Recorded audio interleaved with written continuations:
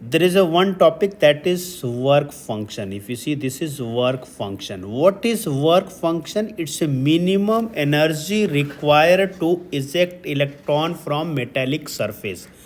मतलब ये metallic surface है, इस सरफेस पे एक मिनिमम अमाउंट ऑफ एनर्जी चाहिए तभी इलेक्ट्रॉन यहाँ से इजेक्ट कर सकता है. सो उस मिनिमम एनर्जी को क्या बोलते हैं? वर्क फंक्शन बोलते हैं. And that is also called threshold energy. तो वर्क फंक्शन और थ्रेशोल्ड एनर्जी. तो अब थ्रेशोल्ड एनर्जी क्या हो गया? Minimum energy required to eject electron from the metal surface. So this is called work function. Work function is done. Now what is threshold frequency? Threshold frequency is minimum frequency required to eject electron from metal surface. कुछ minimum frequency required होती है, उससे कम frequency अगर आपने दिया तो यहाँ से मेटल सरफेस से इलेक्ट्रॉन इजेक्ट नहीं हो सकता. उस फ्रीक्वेंसी को क्या बोल सकते हैं? Threshold frequency. अच्छा, एक स्टॉपिंग पोटेंशियल होता है. स्टॉपिंग पोटेंशियल क्या होता है? Stopping potential minimum negative potential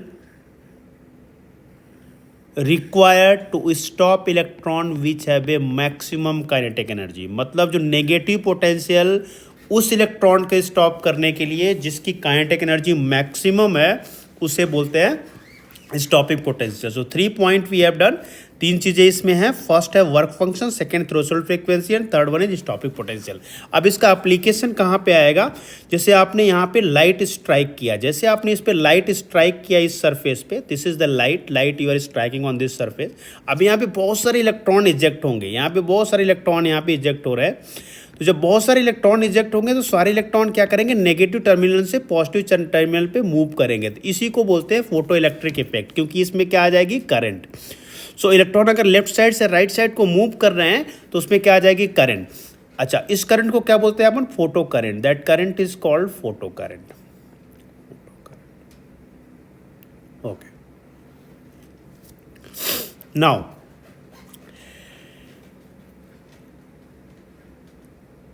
we have done 3 things. Work function, for that current is called photocurrent. Now if this light is falling on this surface, what will happen? बहुत सारे electron यहाँ पे होंगे ना, वो सो इजेक्ट होंगे इस metal surface पे. क्यों इजेक्ट होंगे? क्योंकि जो लाइट की एनर्जी है ना, इसकी जो वर्क फंक्शन है थ्रेशोल्ड एनर्जी से ज़्यादा है. इस थ्रेशोल्ड एनर्जी से ज़्यादा है, तो अब क्या होगा? यहाँ से बहुत सारे इलेक्ट्रॉन इसमें से इजेक्ट होंगे, और जो इलेक्ट्रॉन इजेक्ट होंगे वो नेगेटिव टर्मिनल से क्या होगा? वो पॉजिटिव टर्मिनल की तरफ जाएंगे. इस पॉजिटिव टर्मिनल की तरफ जा रहे हैं. जब इलेक्ट्रॉन यहाँ से यहाँ पे मूव कर रहे हैं तो क्या होगा? इस सर्किट में करंट आएगी, और उस करंट को क्या बोलते हैं अपन? फोटो करंट बोलते हैं. और इस कंप्लीट इफेक्ट को क्या बोलते हैं? Photo electric effect. So photo electric effect क्या होता है? लाइट स्ट्राइक करती है किसी सरफेस पे, उससे इलेक्ट्रॉन इजेक्ट होते हैं. इसी इफेक्ट को बोलते हैं फोटो इलेक्ट्रिक इफेक्ट. अच्छा, फोटो इलेक्ट्रिक इफेक्ट में अपन को 3 चीज़ें ध्यान रखना है. 3 जो वर्क बेसिक डेफिनेशन है इसमें, 3 बेसिक डेफिनेशन. फर्स्ट डेफिनेशन तो ये है वर्क फंक्शन. अब वर्क फंक्शन क्या होता है? अगर मान लो इस वाले का मिनिमम रिक्वायर्ड एनर्जी, अगर इस इलेक्ट्रॉन को आपको इजेक्ट करना है, minimum required energy 2 electron volt, और आपने इस पे 10 इलेक्ट्रॉन वोल्ट की एनर्जी स्ट्राइक करा, तो इसमें इलेक्ट्रॉन इजेक्ट हो जाएगा, इसमें कोई डाउट नहीं है. मतलब मिनिमम एनर्जी कितनी रिक्वायर्ड थी? 2 इलेक्ट्रॉन वोल्ट, और आपने कितना लगाया इसमें एनर्जी? 10 electron volt. से इलेक्ट्रॉन यहाँ से आ जाएगा बाहर, कोई दिक्कत नहीं है. तो मिनिमम एनर्जी जो रिक्वायर्ड होगी इस इलेक्ट्रॉन को इजेक्ट करने के लिए, जो कि यहाँ पे 2 इलेक्ट्रॉन वोल्ट है, उसी को क्या बोलते हैं? Work function. और इसको थ्रेशोल्ड एनर्जी भी बोलते हैं. Next name for this one, second name for this one is threshold energy. अच्छा, थ्रेशोल्ड फ्रीक्वेंसी होती है. ऐसा नहीं कि आप कोई भी लाइट इस पर स्ट्राइक करोगे, किसी भी फ्रीक्वेंसी की लाइट स्ट्राइक करोगे तो इस पर इलेक्ट्रॉन एमिट होगा. नहीं, अगर आपकी लाइट की फ्रीक्वेंसी बहुत कम है, मतलब मिनिमम फ्रीक्वेंसी से कम है, इजेक्शन नहीं होगा. और वो जो मिनिमम फ्रीक्वेंसी होती है उसको क्या बोलते हैं? Threshold frequency. मतलब अगर अपन को डिफाइन करना है कि क्या होती है threshold frequency, minimum required frequency to eject electron from the metal surface is called threshold frequency. अब देखो, ये बहुत सारे इलेक्ट्रॉन यहाँ पे इजेक्ट हो रहे हैं. तो जब बहुत सारे इलेक्ट्रॉन यहाँ पे इजेक्ट हो रहे हैं तो यहाँ से इस टर्मिनल तक जा रहे हैं. मुझे क्या चाहिए? I want to apply some potential so that current will become zero. मैं क्या करना चाह रहा हूँ? इसमें एक पोटेंशियल ऐसा अप्लाई करना चाह रहा हूँ कि इसमें करंट जीरो हो जाए. तो मैं नेगेटिव पोटेंशियल अप्लाई करूंगा, और उस नेगेटिव पोटेंशियल को बोलते हैं स्टॉपिंग पोटेंशियल. अगर स्टॉपिंग पोटेंशियल की डेफिनेशन बताना है तो minimum negative potential to stop a all electron, सारे इलेक्ट्रॉन को रोकने के लिए जो मिनिमम नेगेटिव पोटेंशियल अपन को लगाना है उसी को बोलते हैं स्टॉपिंग पोटेंशियल।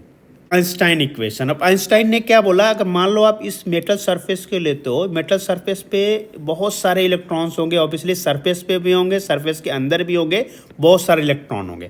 अब आइंस्टाइन इक्वेशन है क्या, यहाँ पे अब लाइट स्ट्राइक कर रही है, लाइट स्ट्राइक कर रही है, और लाइट जो स्ट्राइक कर रही है, let's say energy of this one is 10 electron volt, और इसको आपने लिया h इंटू न्यू, इसकी एनर्जी कितनी, h into new.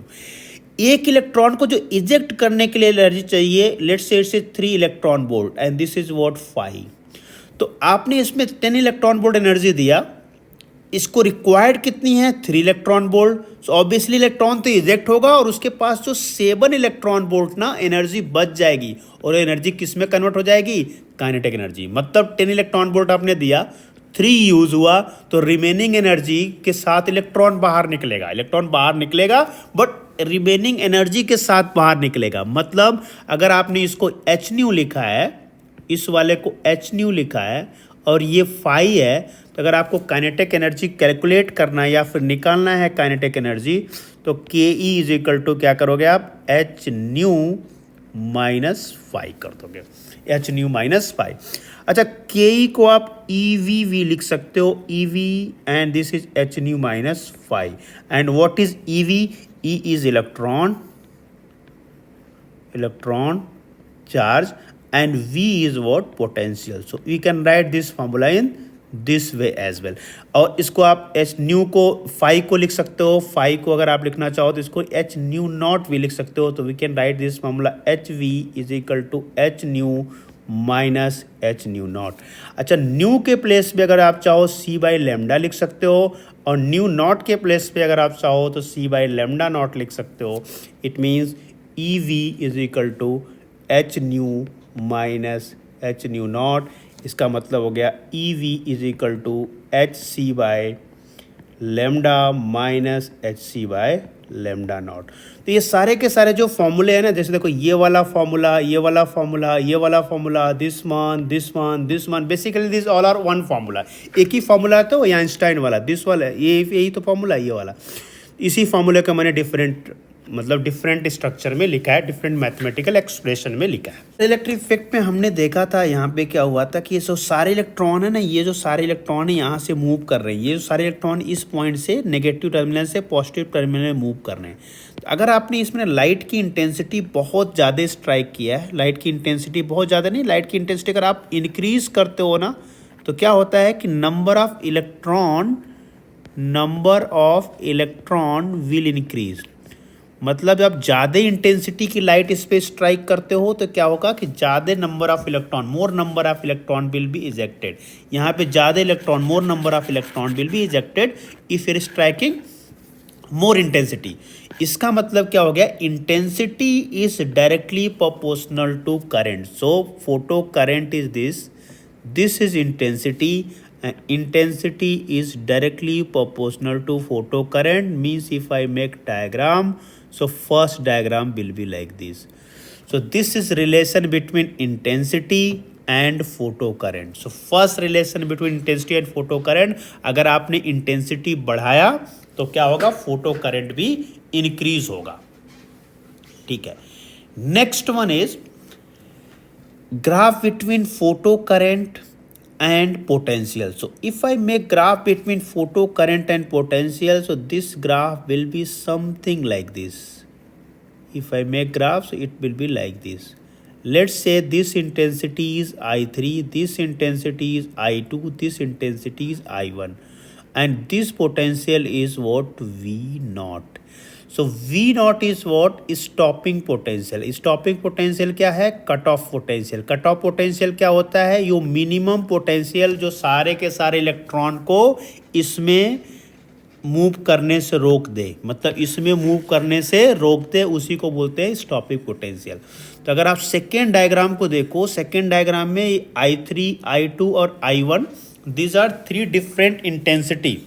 But when these 3 different intensity are then, in that case also potential will remain same. तो सबका potential तो एक ही है, ठीक है, इसका मतलब intensity and potential they are independent to each other, means for different intensity we will get single cut off potential. मतलब ये हो गया कि सारी इंटेंसिटी के लिए पोटेंशियल तो होगा वो सेम होगा। तो 2 point I told. Second one, first intensity directly proportional to photo current, जितना आप इंटेंसिटी बढ़ाओगे उतना फोटो करंट आएगा। सेकेंड मैंने बोला for different intensity, different intensity के लिए भी जो पोटेंशियल होगा कट ऑफ पोटेंशियल वो सेम रहता है। अब डिफरेंट फ्रीक्वेंसी के लिए अगर मैं डायग्राम बनाऊं तो ये डायग्राम कुछ ऐसा बनता है, ऐसा बनेगा। देखो ये डिफरेंट फ्रीक्वेंसी के लिए, ये फ्रीक्वेंसी हमने न्यू 3 ले लिया, this frequency is new 2, this frequency is new 1, this cut off potential is V1, this cut off potential is V2 and this one is V3।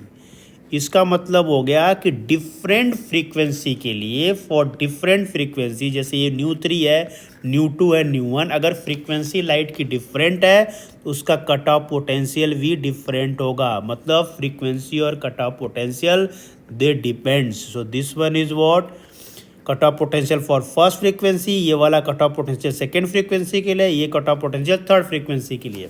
मतलब डिफरेंट फ्रीक्वेंसी के लिए cut off potential जो होगा वो different होता है। Okay, now next thing is if I make graph between potential and frequency, so when I make graph between potential and frequency, so we'll get two straight line like this, we'll get a straight line like this one if I make graph between potential and frequency.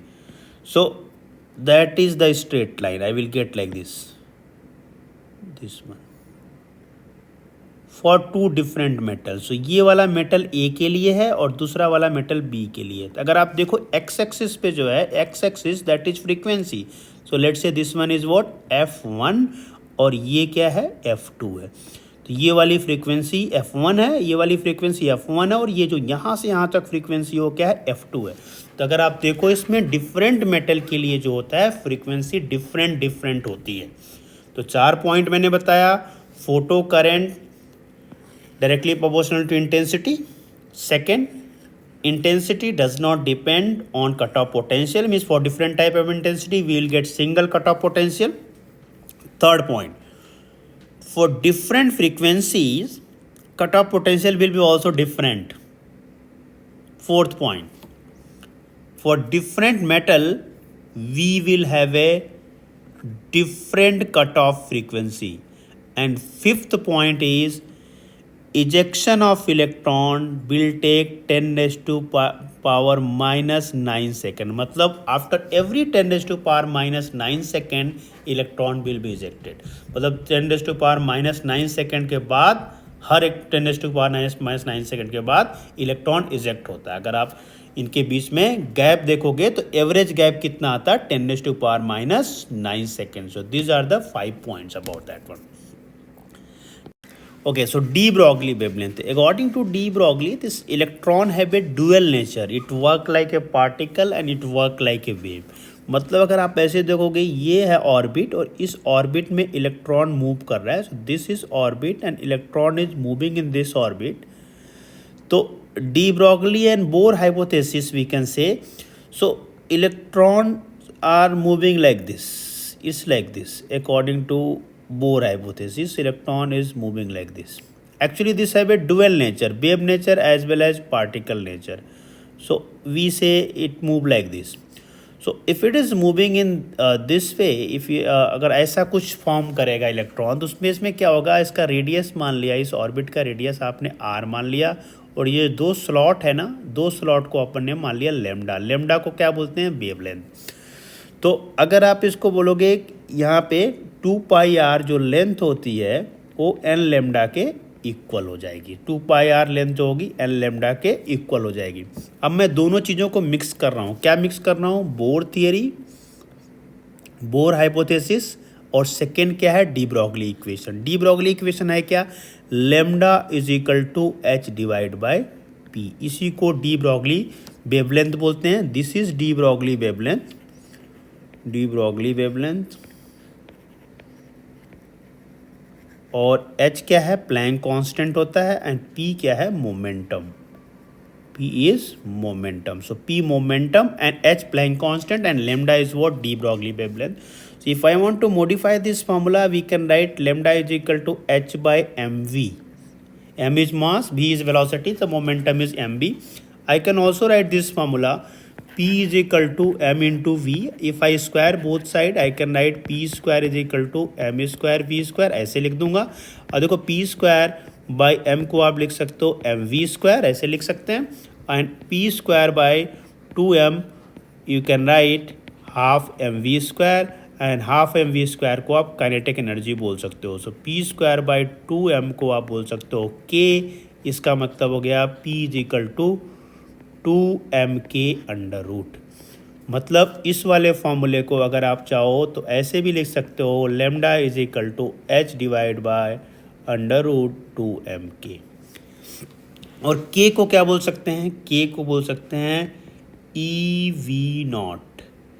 इसका मतलब lambda is equal to h divide by under root 2m e v not.